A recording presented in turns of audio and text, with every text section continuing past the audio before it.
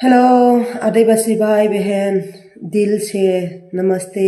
तो आप लोगों को मैंने गंदी बात बोल के मैंने एक वीडियो बना के डाल दिया था। लोग बहुत बोलने का देखा, इसलिए मैंने वो वीडियो को बनाया था। इसलिए दिल से सॉरी आप लोगों की, मैंने माफ़ी मांगना चाहती हूँ। तो आप लोगों को मैंने अनाप शनाप बोल दिया, दुनिया में इतना लोग बोला है तो दुनिया से मैंने कॉपी करके आप लोगों को दिल दुखाया, इसलिए दिल से सॉरी। तो मेरा जो है ना, मेरा बोलने का तो मेरे को तरीका नहीं हुआ है, तो इसलिए तो दुनिया में मेरे को इतना गंदी बोला है ना, मेरे को कोई बात नहीं, तो बोलने दो। लेकिन मेरे बोलने का एक गलत हो गया था, इसलिए आदिवासी भाई बहन को जितना भी है, हमारी आसाम की नोटिस की भी आदिवासी को सॉरी, और जितना भी दूसरा जगह में आदिवासी लोग हैं इसको भी सॉरी।